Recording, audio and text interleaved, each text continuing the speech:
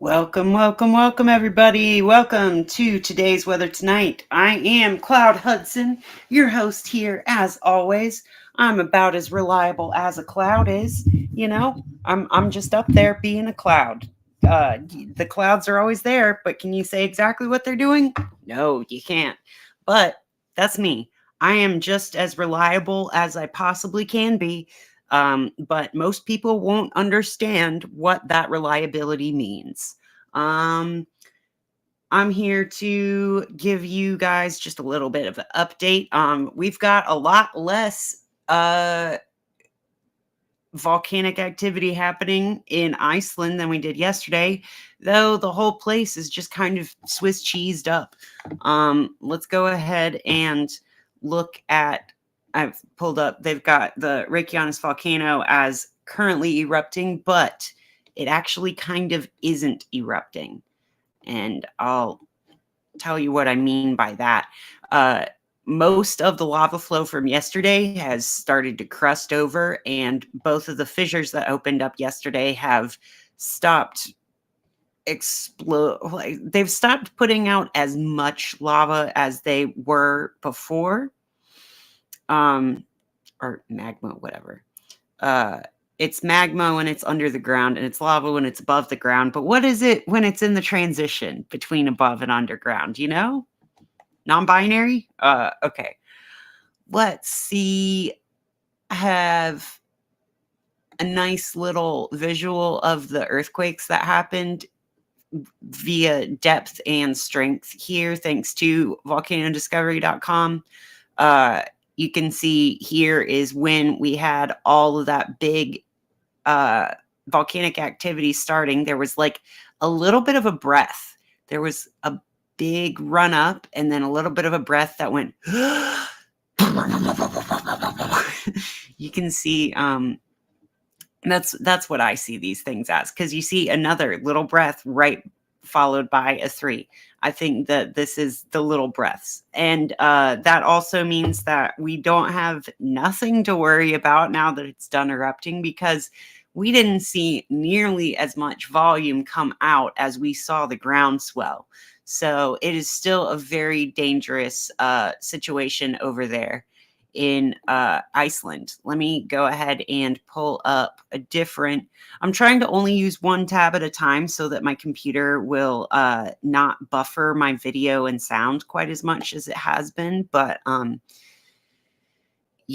that's wishful thinking probably. Because I still see my video buffer a little bit. I know that I've got it well lit enough that I shouldn't be fuzzy or blotchy, but maybe my Chromebook just doesn't have the power needed. Yeah. All right, let's go ahead and share this tab too, because I'm going to show you what the Icelandic Meteorological Office has on their site.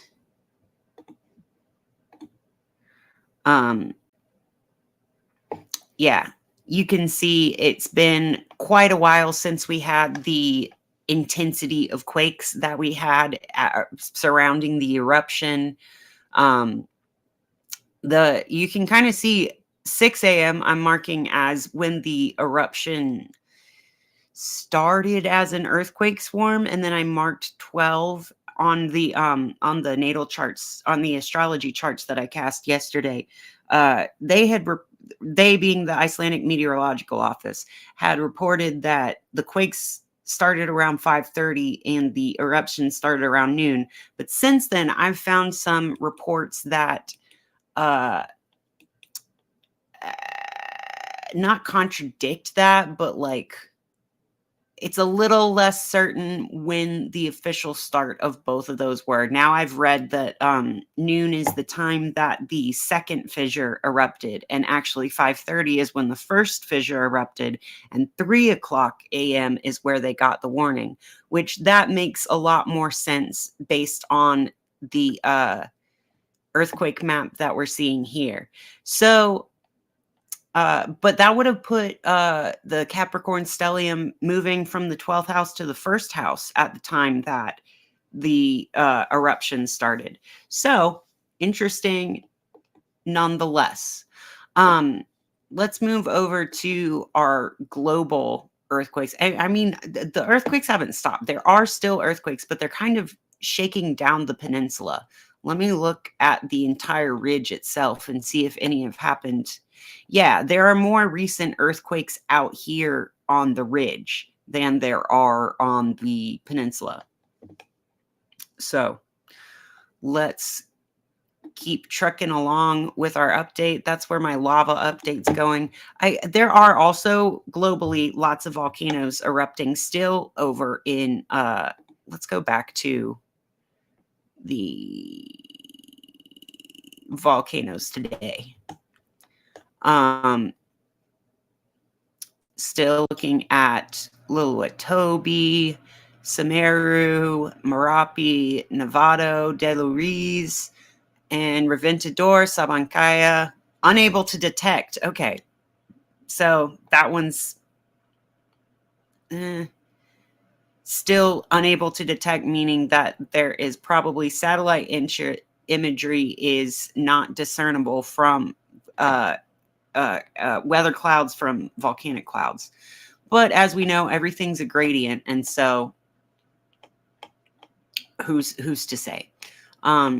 So we still have Java and Sumatra going off, as well as Colombia and Ecuador, and Peru. Let's go now to look at our earthquakes, where I have a feeling we're going to see earthquakes in those regions and probably some other places.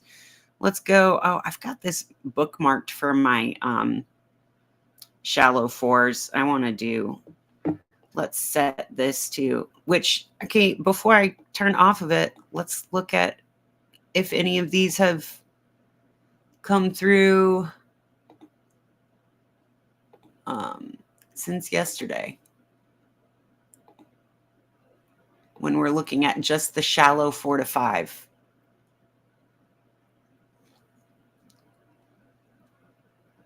Sorry, you can hear my heater in the background. Oh, one more. Still out here on this triple point and in the middle of this mid-Atlantic ridge. The 10 kilometer deep 4s are getting stuck there. And then another 5 out here near Fiji. Another 4 off the coast of California. That was today. That makes a lot of sense. I bet that is over there right where the bend in the plate is. Let's see. Yeah, just off the coast of the Baja Peninsula, where there's that little island chain. So 4.1 and 4.9. There was a 4.9 yesterday, 10 kilometers deep, and there's a 4.1 today, 5.91 kilometers deep, which means it's kind of coming up. Oh no, that's counting one that's way far away. That doesn't matter. The 4.9 was the one across the Pacific. Interesting, but let's go ahead and apply all magnitudes and see all depths and all magnitudes. Let's see, do we have every data source? Let's apply. Yeah, so we saw a lot more right along this Southern California, Baja Peninsula Ridge, and then up into the upper elevations. Again, I'm not going to point out what all is down here, but there is lots of stuff down here. Other than LA. There are some tremors happening in the plains. It's also freezing cold in the plains right now. So I don't want to underplay, like, I don't think people would really notice as much earthquakes. They might think it was just like snow falling off the roof or something. Ooh, what is this one? We got a very shallow, large quake in Russia, Lake Baikal region, magnitude 5.4 today. That is a new one. That's a new big one. That is shallow. If there were uh, people around there, they would have felt that for sure. But I'm not sure how populated that area is. Let's see. Let's zoom in a little bit. Oh, yeah. Right next to this massive lake and looks like a mountain region. Really interesting. It's right on the edge of the it's been triangulated to have been right on the edge of the water and land, which I think is interesting. I think it's always interesting to note when earthquakes happen at intersection points between two different landmass types. We had a 4.2 pretty moderately deep off the coast of Hokkaido. And we had at a similar depth and magnitude southeast of the main island of Japan.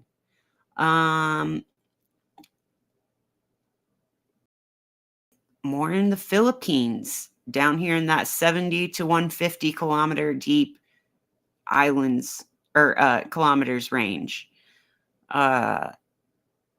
Getting shallower. So this one happened first, and then this one, and then these three. So interesting to see it ripple out downwards. Vanuatu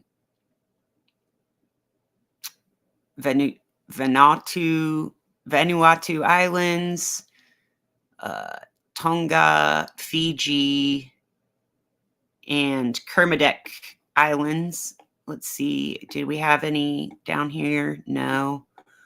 I think that we're looking for activity in Australia right now. So, and yes, as you can see in South America, right where we're having northern Chile, the Chile Peru region, we're having a lot of volcanic activity as well as earthquake activity. And then we have a really deep quake right here in Argentina.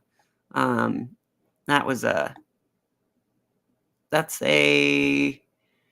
deep is this? How deep is your love?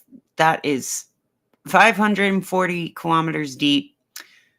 Then we also had some fives, not shallow, but mid to upper range, medium deep fives. That makes sense with the volcanic activity. Let's go now to our meteorology. Let's see what we got in. I'm going to go to Coco Ra's Rain Gauge Network.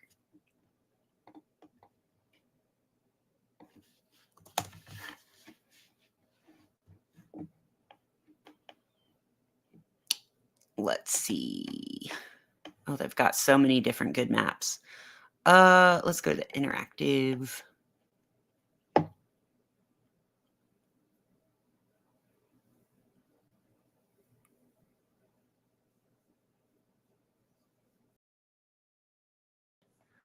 All right. So this is all from yesterday's ice snow storm in the southeast. You can see we got a good amount of accumulation all the way from Texas up into Kentucky. That big swath of storms definitely did dump some precipitation. And I was watching the live streamers out there driving around in Nashville. Nashville seems to be one of the hardest hit. The colder, these are almost upper elevations. They're getting into upper elevations in Kentucky, so the cold air can't make it quite up. But once the cold air made it across the Mississippi, boy, howdy, did Tennessee get dumped on. That is some of the upper limits of what they're reporting right now. Let's look at, can I change this to a different precipitation type? Precipitation, let's do snowfall. See if any of this is snowfall.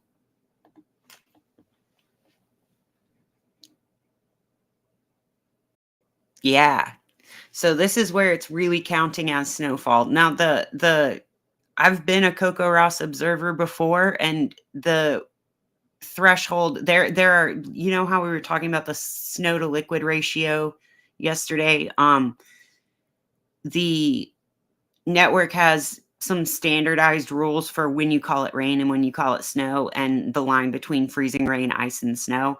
You basically report in equivalent liquid volume, no matter what kind of precipitation it is, and you make qualitative notes. And there are a few different types of precipitation you can classify it as, but these are generally where you're going to see it reported as real snow. So this is in the Ozarks area.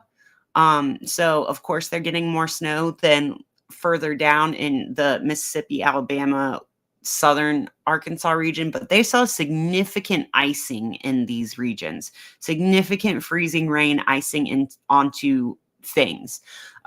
Memphis got dumped on, so did Nashville. I think Memphis actually might have gotten the highest snowfall report. That is in the 8 to 13 inches range, which is just incredible. Says, let's look, 8 inches. They reported 8 inches at this one station. So that is very cool to see for somewhere so southern as Memphis. I would love to see it make it across the Appalachian Mountains before we made it into Maryland. I mean, it might be nice to see some snow, but let's look at some of our Buffalo snowfall totals, because, man, they got dunked on. They got absolutely dumped with snow. 26 inches in one day. Remember that these are one-day totals. When they say snowfall, they are talking about in one 24-hour period. That's like an inch of snow per hour. Putting their snowpack depth at 3 feet. Got a different one. And you can see these are the qualitative notes that people add themselves in the, oh, I missed it. I clicked off of it. You can see how narrow the band of lake effect snow is, though, because right here, they've only gotten, 2 inches. Over here in the same county, 21 inches. Again, 2 inches, 6 inches. Sowed so much overnight. 8 inches. Oh, and this is fun because people can actually measure their own and give their own reports. You can't quantify it quite as easily, but see what they got up in Toronto. 10 inches. So really getting a lot of 6 inches. But these are significant totals nonetheless. But like, dang, some of those areas of Buffalo are just, I can't even comprehend what that's like to experience snowfall like that.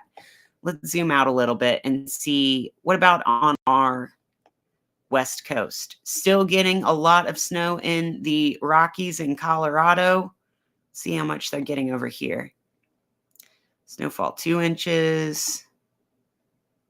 I'm clicking on, I want to click on the red ones, but okay, 15 inches, 1 inch, 15 inches. Again, just really incredible amounts of snow. But they didn't, sometimes if they didn't have any report or anything to report, they won't report. And sometimes they'll report nothing.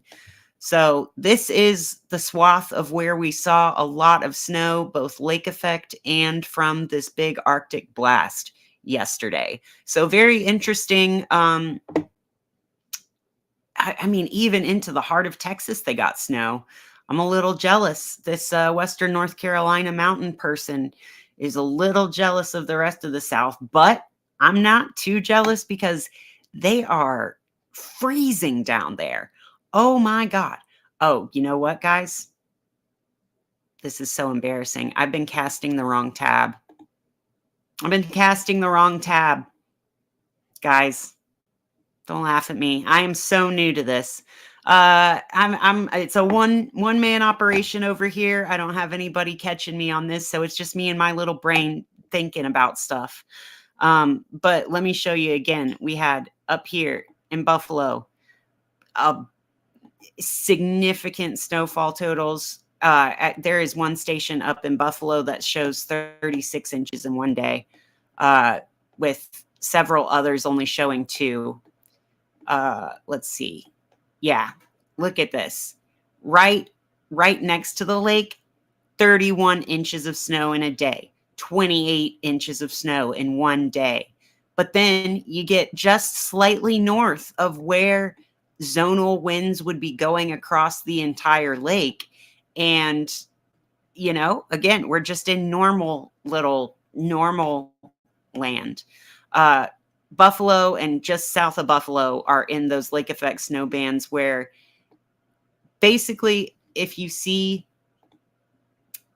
I'm going to draw again, the most snow you're going to get is if it went across the lake the entire time. If a parcel of air went across the lake the entire time it could have, that's where you're getting that 31 inches of snow in one day. But for instance, if, let's say, snow went across into Canada and came back into Buffalo, like the northern Buffalo area, maybe only going to get a couple inches, not too wet, not much moisture there. But as we can see, the winds kind of swept down the plain and went up here. And that means that the wind was running parallel to Lake Erie right here. And when the winds are running parallel to the lake, that's when you're going to get that great lake effect snow. Let's see here. Oh yeah, and I wanted to show you, still getting, this is the area where we saw a lot of snowfall in the mid-south, the plains to south region. I think Reed Timmer was calling it the I-40 Ripper on his live stream, and I like that name for it because it really does go just straight across I-40. It's just headlong into I-40 West. And then we had some snowfall over here in the Western Rockies. Got a little bit of a break for the Pacific Northwest, but that break probably won't last too long. That is because we've got more coming up. Let me pull up pivotal weather.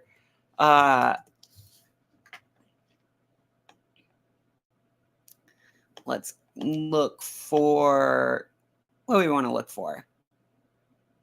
I hope you guys like the ASMR of having a radiant heater on in the background. I've got a one of those electric heaters that has the elements that get hot. I feel like those are just so much more cozy. And they sound cozy, so I hope you don't mind hearing it in the background, because I am in the basement, and it does get a little cold down here, so I can't really turn it off.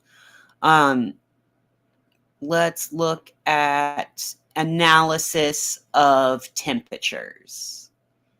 Yes, share this tab instead. Okay.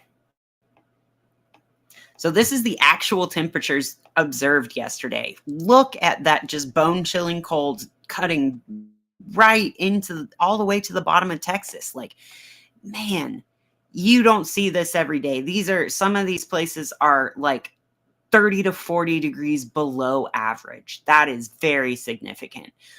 Still seeing, though, that like thermal insulation effect that I noted with both from the mountains and from the Gulf of Mexico, still keeping the coastal southeast fairly warm. But that won't last for long. There are forecasts. The forecast is for this snow machine air mass to reach into the panhandle of Florida. It's possible that the panhandle of Florida is going to see snow before North Carolina does, which upsets me, but it's kind of ironic. People go to Florida to get away from the snow. I'm not a fan of that phenomenon, because it means there's less houses available to rent here because people only want to be here in the summer. But I digress. Let's not get negative on this stream. let's watch these cold air come in. Yeah, I love watching how it blooms, like watching the air mass bloom into the country, kind of like watercolors across the page. Just that's when you know that the resolution is getting good. When it starts to look more fluid and less blocky, that's when your resolution for your data is looking great. When you see that fluid motion, that's nice fine scale resolution there. It's barely even freezing here in the Appalachians of the Western North Carolina mountains. So anyway, I'm getting distracted by how bitter I am about not having any snow to play with while everybody is in misery. So I should be grateful that we're not in a high misery index day. Let's see about some forecasts, though. I'm forecasting that there will be forecasts for winter weather hazards. Let's take a look at what the National Weather Service has warned us about. All right, so Pacific Northwest is coming in with some winter storm warnings, some ice storm warnings. That's not great. You saw some of that warm air creeping into the coastal Pacific Northwest up there. Even a flood warning right there. Very interesting. I bet that flood warning is due to rainfall coming in and melting some snowpack as well, because that also is a significant threat. Yeah, and you still see flood warnings all the way up and down the eastern coast, not the freezing rain or winter storm warnings, which we are experiencing here. But for the first time in forever, we've got a pretty quiet Great Lakes area.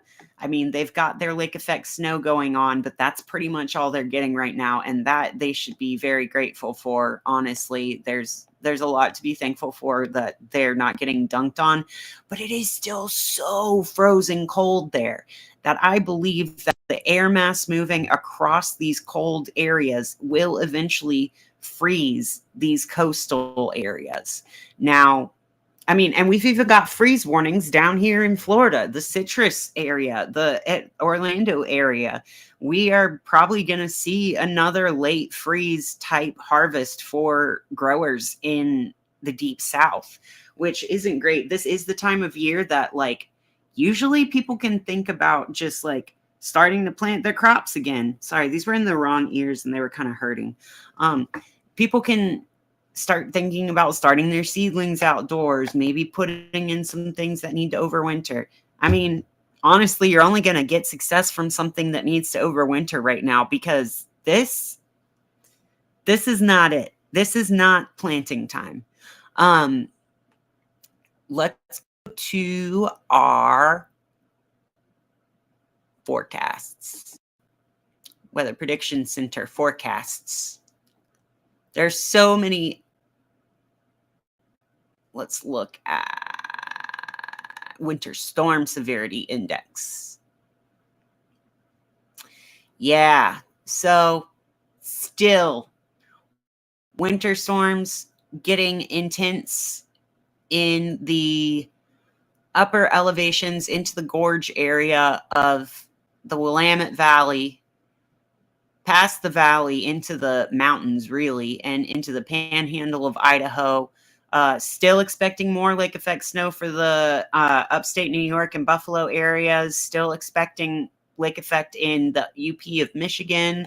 And still expecting winter storm conditions from Mississippi all the way up to Maine. The deep south to the northeast, getting a lot of winter storm action. And who is left warm and safe and protected but the mountains of Western North Carolina?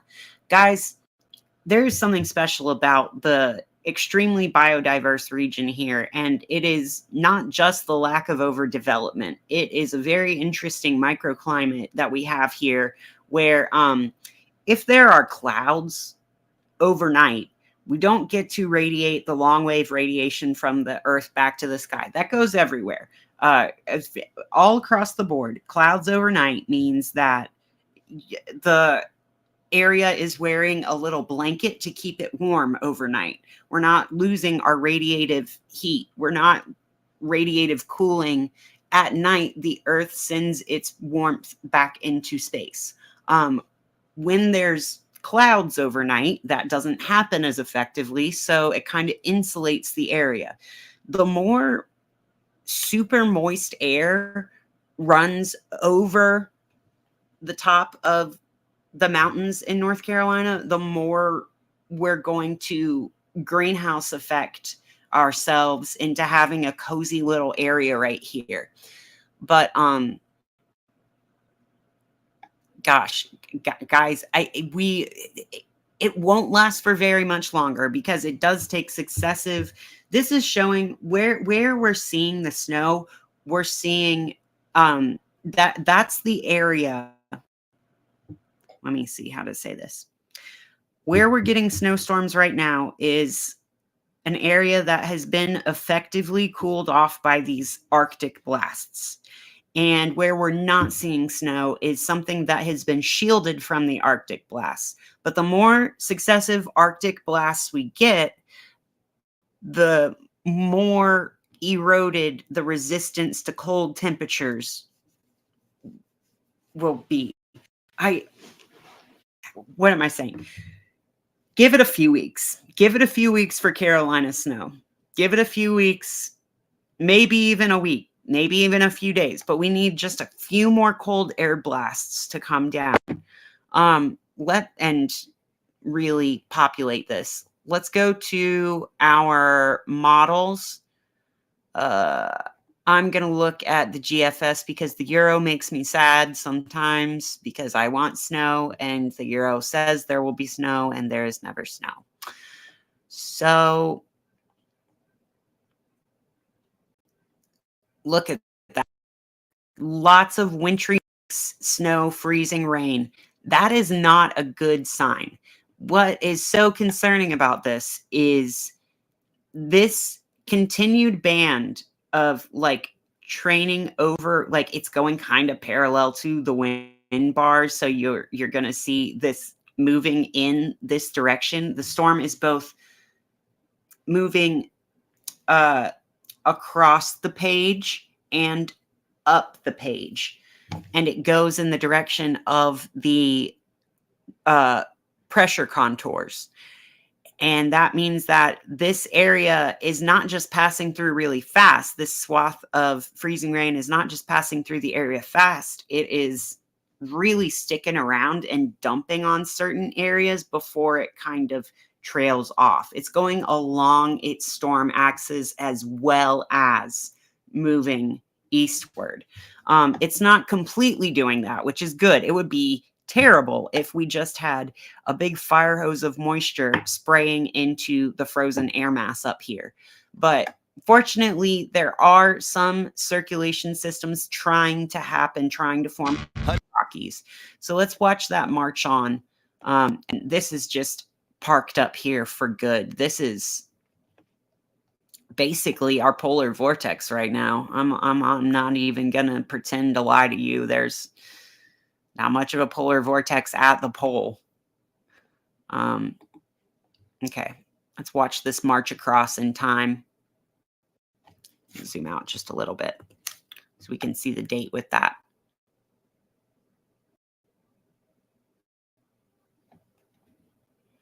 Yeah.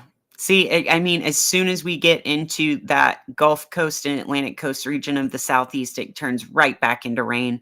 And we only get the cold temperatures when there is barely any moisture. I mean, this is going to spell we've had a lot of flooding in this area recently. I mean, but like you saw some snow go into it, but that we are still 5 days out from that forecasted snow, so I don't trust that at all. I don't trust a 5-day out forecast for snow anymore. Model guidance gets worse the further we get from traditional history of weather. That's all I'm going to say there. Let me go now. That is just really throttling my RAM speed right there. So I'm going to go to No, Earth instead. I think they have a slightly better data usage scheme. Oh my God, we're already at 30 minutes. I did not expect this stream to be very long today because I was honestly so glad that everyone in Grindavik is okay. Like, there have been no reported fatalities. There are apparently animals in Grindavik. Like, there's still sheep there, like farm animals and people's like outdoor cats and stuff. And there's all the natural wildlife. I mean, people think they're there, but I bet that the animals know that there's an earthquake coming, so they probably left. But there are sheep that are supposedly indoors, which really sucks because the power and hot water was cut by the uh, uh, lava spilling around the embankment into the roadway, which don't even get me started on how weird it is why they chose to build the wall around Grindavik in the fashion that they did. Because it looks like it's trying to spill the lava into Grindavik and into the road. It kind of looks like maybe the road wouldn't have gotten lava on it if there was no wall there. But I digress. Let's take a look at the Earth. Let's go in stereographic because I like to pretend I'm on the inside of the Earth. I don't pretend that I'm cool enough to be inside the Earth. There's some pretty cool people inside the Earth, I guess, but I'm not cool enough to be underground yet. Though I keep trying. I would love to live underground, not fully underground, but at least half underground. My dream is to have a half underground hobbit home, but I've got to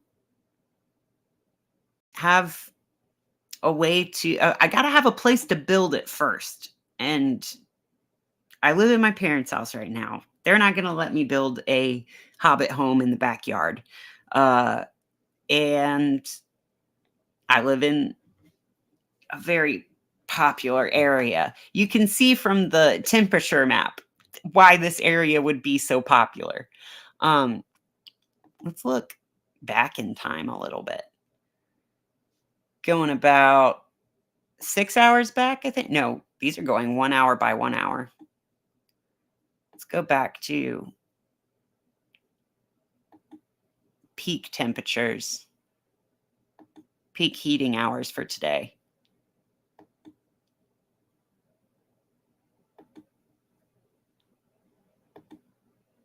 Yeah, that's not really working very well.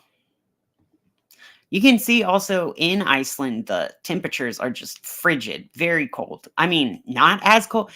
Shockingly, there are parts of the Central Plains that are colder than Iceland right now. Iceland, a place named after ice. It's called Iceland.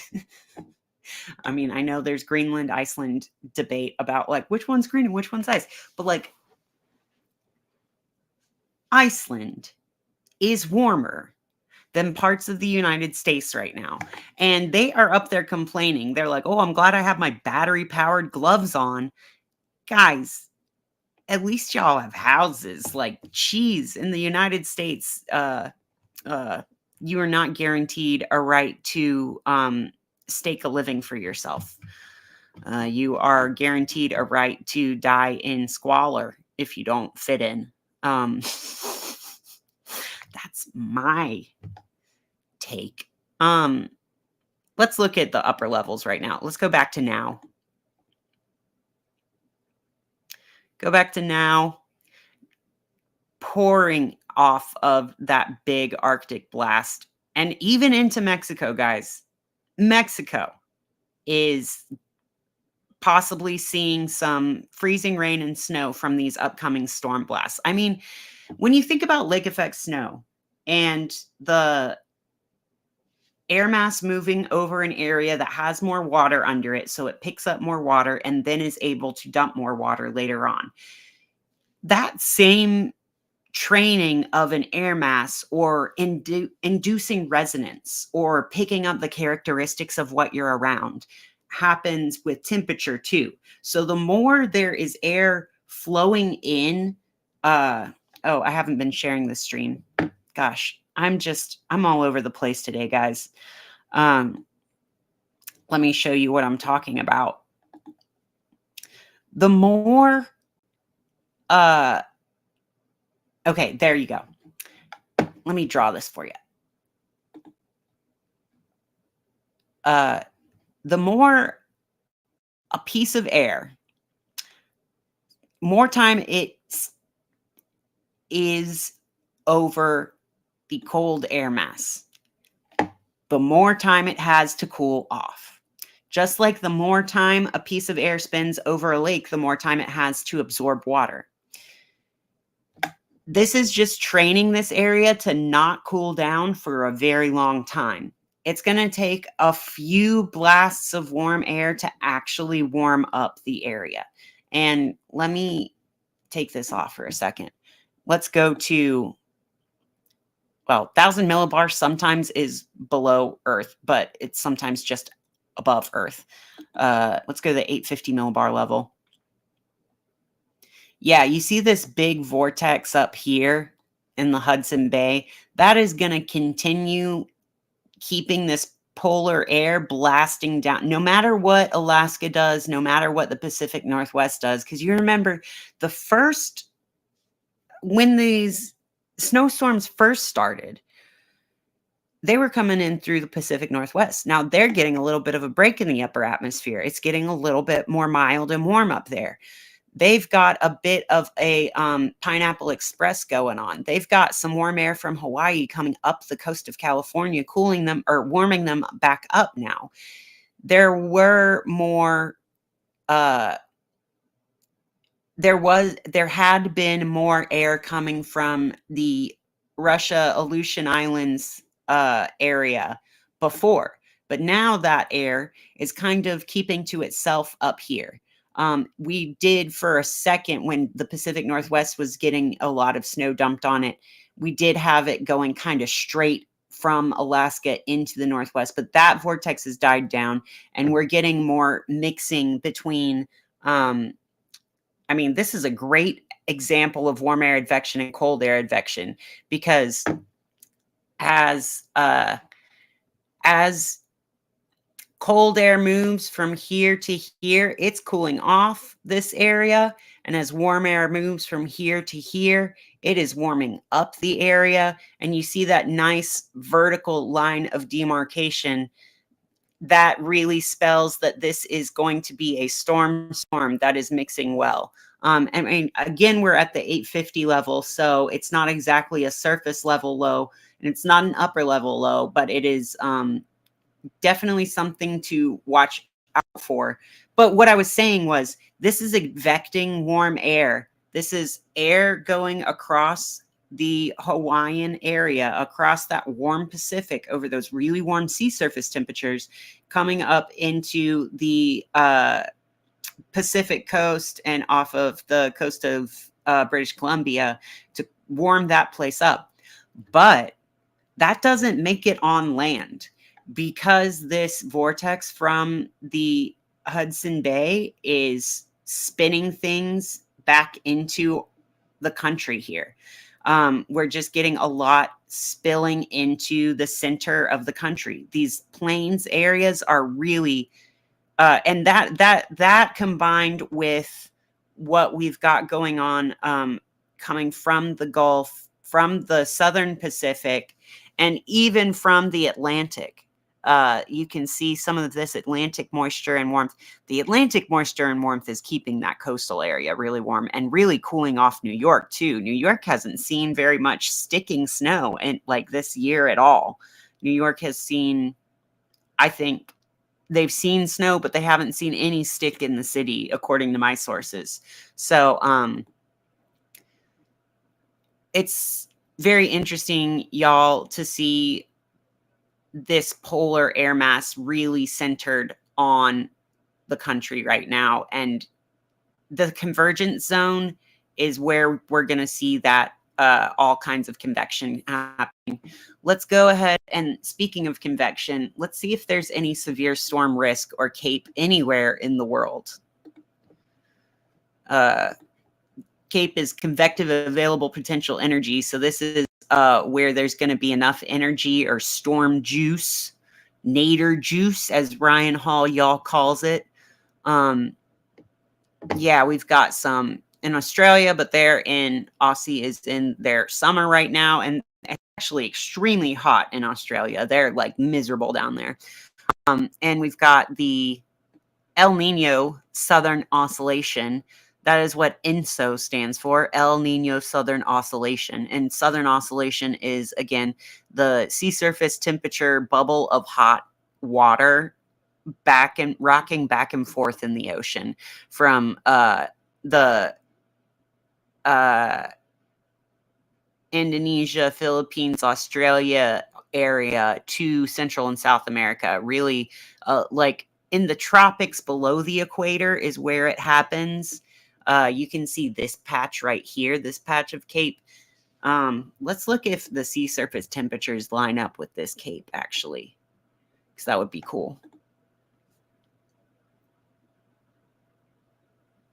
Yeah, it does. It does. The convective available to potential energy is really heavily connected to what kind of thermal and moisture energy is available there. Still seeing, so, and this is also where you're seeing the advection of the surface. Like if air is coming from here, it's going to cool off. If air is coming from here, it's going to warm up. Very interesting to see that. Let me put on wind streams with that and you can see it better. Yeah. Look at that. Beautiful. That's an interesting convergence zone over that El Nino area, though. Let's go back to air. Look at surface temperature. Actually, I want to look at let's look at the upper levels. Interesting. Temp, so I can visually remember what our 850 looked like. All right. Here's our 700. And between 700 and 500 is where we want a lot of humidity in order to form clouds. And wow, yeah, guys, just still, I mean, you can see that there is some Atlantic air even aloft that wants to come into the country, but this polar jet is just so strong that it doesn't, like, let me show you the wind speed. It's so strong here in the dip of the trough that it is just a dip in the trough, a kink in the wave, a like bend in any line is going to attenuate energy.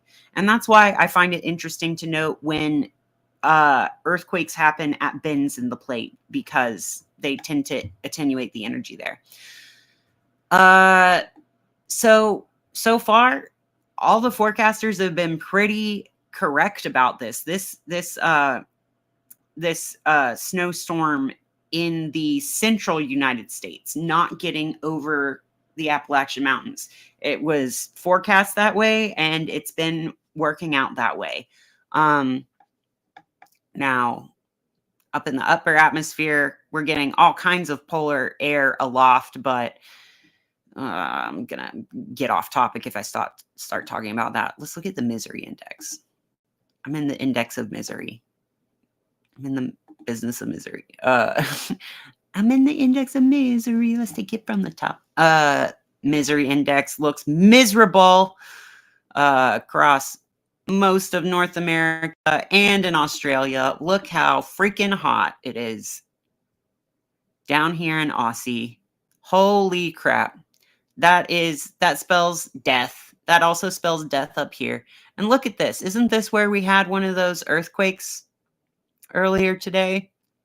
We had an earthquake near some lake here in central eastern Russia. Interesting patterns of weather over Russia. I'd be very interested to note.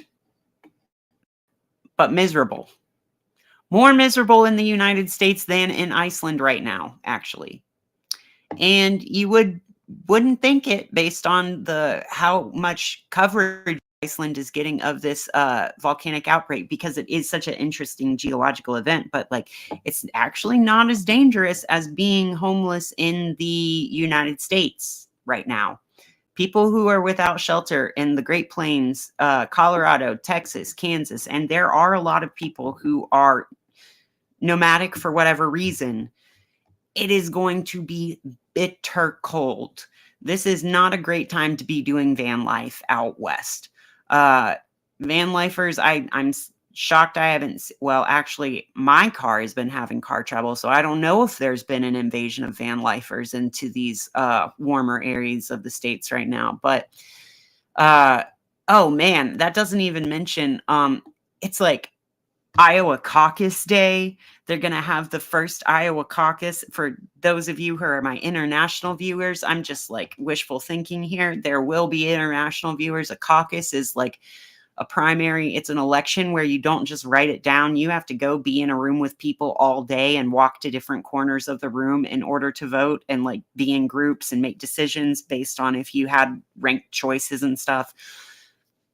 Anyway, it's a very heavily in-person, important type of voting, and it's just freezing cold. It's in the negative 20s and 30s in Iowa right now. Like stupid cold. It's going to be stupid cold tomorrow.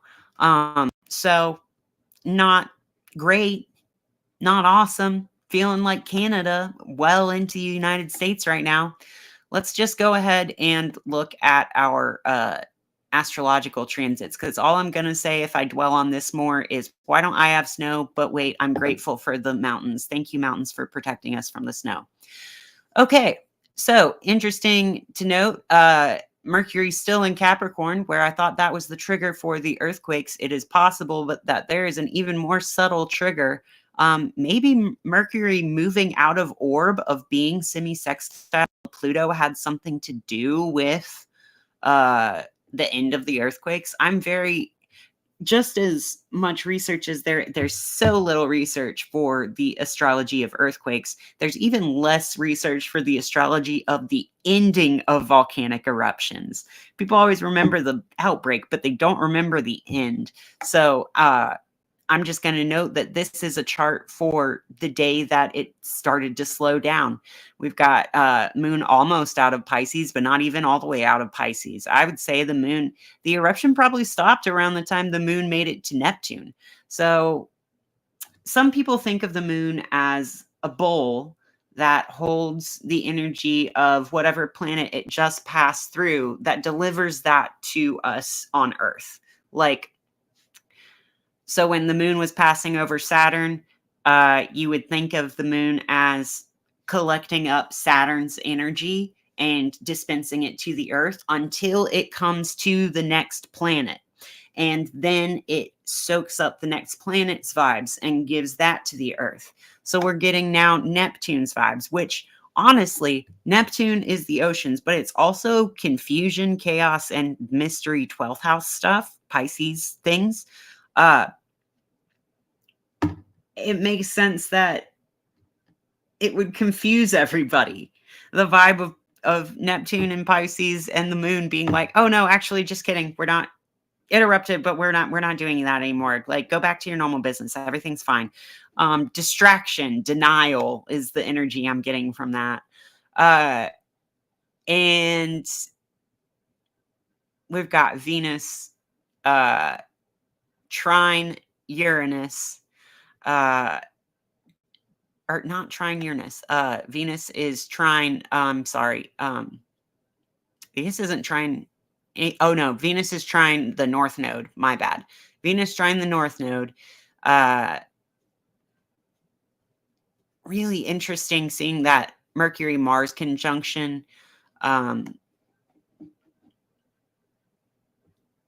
And the moon Pisces conjunction for the end of the eruption. The moon was conjunct Saturn when it started erupting and conjunct Neptune when it stopped. Very interesting. I have to do a lot more research about this to be able to say anything with any certainty. Guys, I feel like I've been all over the place on this update today, but I did, my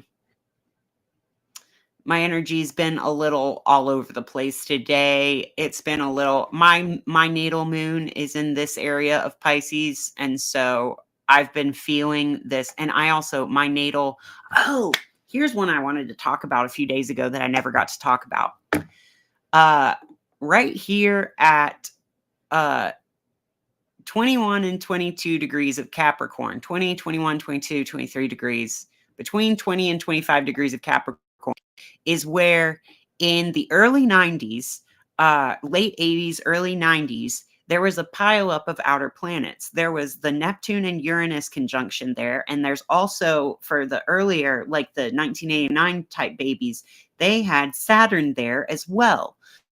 So this is a really important degree spot for millennials, people born in like the mid to late millennials, I would say. I would consider myself a mid to late millennial, not a late one, a mid to late millennial. That's a really important part of every millennial's chart. So that would put everybody in their like late 20s to 40s as having some sort of significant planet in their chart in this area of Capricorn, and the Sun and Pluto going over it. That's also where there was the great conjunction in 2020. I'm not going to rehash what happened in 2020 for you guys, but I think we all have 2020 hindsight. I'm not that funny. I'm not that funny when I'm trying to communicate science yet, and I'm not that funny ever, really. But I try to be. I've been. What am I talking about? This is an important part of Capricorn for this is a defining part of what a millennial's life is going to be like. This 2020 and onward consciousness and the new upgrade of consciousness. We're moving past the Capricorn part of millennials into the Aquarius part of millennials. I feel like I'm on the cusp of that because I had Saturn in Aquarius and Uranus conjunct Neptune in Capricorn. I have been ready for the whole planet to move out of this Capricorn energy for so long. I do not fit in with Capricorn energy. I am not chill. Capricorns don't usually like me after a certain amount of time because I'm not reliable. A Taurus is not as reliable as a Capricorn. Like, they're just not, because a Taurus is going to do what the Taurus is going to do, not what anybody else wants them to. A Taurus is not going to put their needs behind. Well, I will self-sacrifice for a reason. What I'm saying is I don't fit in with Capricorn energy, capitalist energy, and very heavily materialist energy. And I am so ready to shed the old Capricorn vibes and move into Aquarian vibes. Now, this is going to be scary for people who are very successful in the old world, people who were very successful and good at stuff before 2020, who 2020 was a problem for, are going to have more problems going forward. People like me, who 2020 actually was very good for, jived with, helped you find your path and find your calling and find your selfhood, identity, and resonance with existence, things are going to be happy for us. But if you got really screwed up in 2020, you better have figured out why that messed with you so bad. You better figure out what stick in the mud Capricorn thing you are getting hung up on, or else the incoming energy is going to just snap you, blow you over. You're going to be like a tree that can't bend in the wind. Anyway, suffice it to say, I always think of the last decan of Capricorn as being the millennial spot. And I think that a lot of millennials are coming into the prime of their narrative right now. I'm not just saying that because I hope that this channel works out for me. I'm saying that because I think that millennials have a big message for the planet to say, and that is that these are the evils of going to Capricorn. Let's move past it, shall we? It's time for the age of Aquarius. Now, with that said, I am so ready to get through this Capricorn crap, this Capricorn, but we still have Mercury and Mars and Venus to all go through Capricorn. Oh, I forgot to talk about the solar weather, but yesterday we had, I did talk about that large CME that we saw coming off of the sun. Let me pull up in a different tab so I can get to the right page before I show you guys. There was that massive CME yesterday with like a partial to complete halo. That didn't go Earth directed, but it went Mercury, Venus, Mars directed. That CME went straight to Capricorn. Like we can see it modeled very clearly that it went straight to Capricorn areas. Let's see. We've had several CMEs launched today as well. Mostly one recently in that same angle, but let's go to, let me see if I can show you the WSA Enlil model, and I can show you how the sun burst off a CME in the direction of this big Capricorn stellium, this Capricorn pileup. Let's see. Yeah, there we go.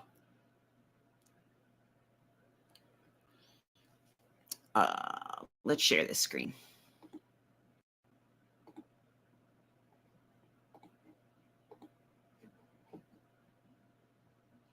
Boom. That's that big one that had the partial halo yesterday that they're modeling as hitting like direct hit to Mercury, Venus, Mars. And it's beautiful. It's terrifying, but it's also beautiful. But it's also it's a beautiful because it's a beautiful representation of how the sun responds to pileups of the planets in space. There's so much going on there. And Mercury and Venus are very lined up with each other and the sun right now. We see Venus as being in Sagittarius because of the parallax of Earth's vision on the planets, but truly in real interstellar in real space in the solar system, Mercury and Venus are exactly aligned and getting ready to line up with Mars too. Let's see. Oh, I don't have the. Oh yeah, that one's not working very well. Space Weather Prediction Center, get on your game. Again, looking at these charts, they show the plasma speed and the interplanetary magnetic field polarity. The lines of demarcation here between red and blue that's showing positive and negative polarity. It's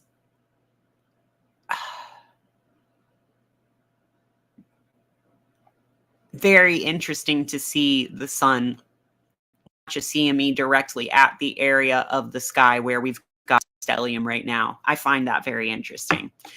I would love to do deeper analysis of this and be able to say that it happened because of that. But again, these are just coincidences, coincident. They are incidents that co-occurred.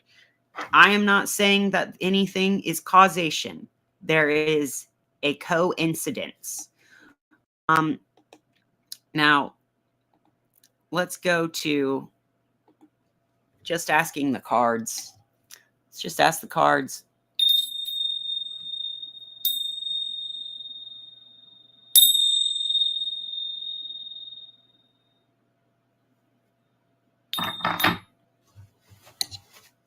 Let's ask the cards what to do. What do we do, cards?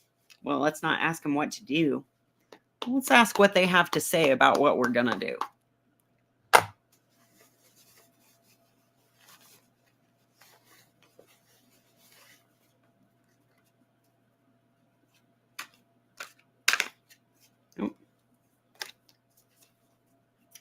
Go ahead and give these a little shuffle. Give these a little shuffle.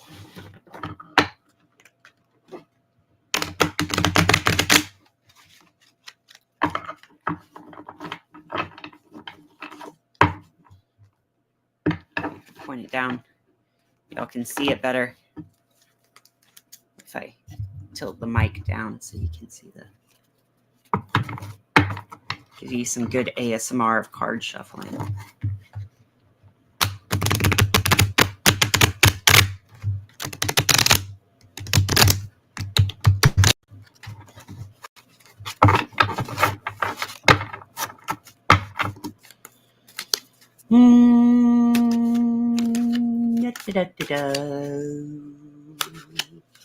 Please tell me what we are needing to focus on today. Oh, thank you. That is quite a few. That's quite a few. And I think they're all new. Oh my goodness, 4 of them. I'm going to read all 4, guys. If they jumped out, they weren't. It is not my work to control others. Trying to limit anybody about anything defies the laws of the universe. It cannot be done. You cannot control others, but you can control and create your own reality. Your own reality. Only try to create and control your own reality. Autonomy rules. We have, to feel better is the root of every desire. For us to feel better is the only reason any one of us wants anything. If you had only one goal, and that was to feel good, you would live successfully and happily, and in a way of fulfilling your life's purpose ever after. Now, I don't think that's in a hedonistic, exclusive kind of way. I feel that it's really important to identify your selfish motives in everything, even the selfless. To feel better is the root of every desire. I make many decisions, and then I make them right. Your true work in this perfectly balanced universe is to weigh continually your new stimulation of thought against the existing beliefs within you, thereby deciding what you now want. What you now want. And this one, people hate to hear this one, but it's true. Sorry, not sorry. Physical well-being is only one good thought away. Now, that is not to shame anybody who is disabled or faces chronic illness or has a broken bone. You can't literally think your broken bone into being healed right away. But you could have every disease known to man within you today. And if you chose different feeling thoughts tomorrow, they would all leave your body. The key is not to give any unwanted thing much attention. When it doesn't feel good, turn your attention someplace else. The thing about being in misery is it's really hard to not think about the misery. Okay? It's really hard not to focus on what hurts while it hurts. But it's not going to stop hurting until you figure out why it started hurting, which is usually calling in negative thoughts, energy, intentions, etc. Things where maybe you don't actually desire to feel better. Maybe you desire to feel like something is wrong. Maybe you desire something where you can point to and say, hey, something's not right in my life. And that's valid. It's really valid for people to want to have an explanation for what's going on internally with their misery. It really makes a lot of sense that people want to have some sort of proof that what they're feeling is what they're feeling. But unfortunately, in search of the proof that we're feeling what we're feeling, we will create problems out of that feeling. It's really frustrating for me because I currently I have the sickness of mental illnesses, but also a poverty mindset. And I am trying to believe that money is not evil and it is for me and it is not just something other people have that I never will. But it's really hard to get out of that mindset when you're in it and you're still pinching onto your last $100 because you're afraid it'll be the only money you ever have for the entire year. That's what I'm currently doing. I need to let that go. I need to put my energy into manifesting the world I want to see and not into the world I'm afraid of seeing. Because the more you think about the world you're afraid of seeing, the more it will happen. That's all I have for you guys today. Don't be so fucking anxious, bud. You know, don't be so nervous. That's what's making you be right about your nervousness. Sorry, you're not smart. You're just a coward. Self, I'm talking to me. Okay. Really easy for me to sit here and talk about ableist manifestation topics, but here we are. Some people are able to manifest more and some people aren't. Sometimes it's just not physically possible for you to think yourself out of your disease, but that doesn't mean that other people can't. Sorry. It's really irresponsible to say that it doesn't work just because it doesn't work for you. It's also irresponsible of people to think that everyone could get out of their own disease on their own. Not everybody's capable of that level of thought. Not everybody is ready to get into the vibration of health. Not everybody is ready to be well. You will be well when you are ready to be. But you're not ready yet. And so you're so unwell. It's not a binary, it's a gradual transition. Now, I know people hate to feel like there's autonomy in their health. I know people hate to feel like they're not a victim, but we're shifting out of victim consciousness. That's a thing of the past. That is an old paradigm, and it's not here anymore. This one might have been a little harsh.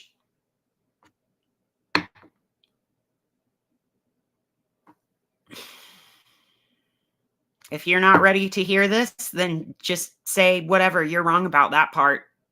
Maybe you can have hope that I'll be wrong someday and realize my wrongness.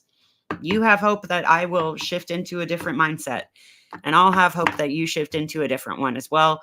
But again, it is not my work to control others. It is my work to control me and my reality, and only that. Just as it is only your work to create your reality and no one else's. But please don't put the negativity into my reality if you don't understand where my positivity is coming from. All right. Well, it's a bit of a heavy energy to end on. I just want to